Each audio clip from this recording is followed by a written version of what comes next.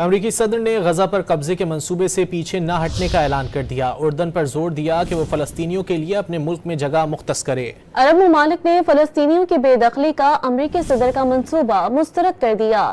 France نے بھی Trump کے منصوبے کو سیاسی آپریشن قرار دے دیا۔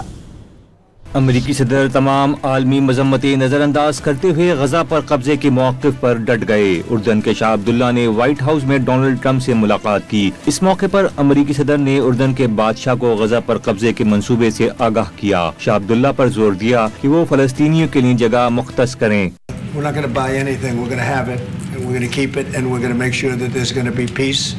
And I believe we'll have a parcel of land in Jordan. I believe we'll have a parcel of land in Egypt. اردن کے شاہ عبداللہ نے فلسطینیوں کی جبری بے دخلی مسترد کرتے ہوئے دو ریاستی حل پر زور دیا۔ انہوں نے ڈونلڈ ٹرمپ کو بتایا کہ ان کا ملک جنگ زدہ غزہ سے 2000 بیمار فلسطینی بچوں کو لے جانے کے لیے تیار ہے۔ واضح کیا کہ ہمیں وہ کرنا ہے جو سب کے مفاد میں ہو۔ مصر نے فلسطینیوں کو بے دخل کیے بغیر غزہ کی تعمیر نو کا جامع منصوبہ پیش کرنے کا اعلان کر دیا۔ مصر کے صدر نے 18 فروری کو شیڈول دورہ امریکہ ملتوی کر دیا۔ ادھر سعودی ولی عہد شہزادہ محمد بن سلمان کی زیر صدارت سعودی کابینہ کا اجلاس ہوا، جہاں فلسطینیوں کی بے دخلی سے متعلق بیانات کی مذمت کی گئی۔ سعودی کابینہ نے دو ریاستی حل کو خطے کے مستقل امن کی بنیاد قرار دیا۔ دوسری جانب فرانسیسی صدر نے ٹرمپ کے بیان پر رد عمل دیتے ہوئے پیغام دیا کہ 20 لاکھ لوگوں کو اپنے علاقے سے بے دخل نہیں کیا جا سکتا۔ انہوں نے ٹرمپ کے منصوبے کو سیاسی آپریشن قرار دے دیا۔ جنوبی کوریا نے بھی فلسطینیوں کو بے دخل کرنے کے منصوبے کی مخالفت کر دی۔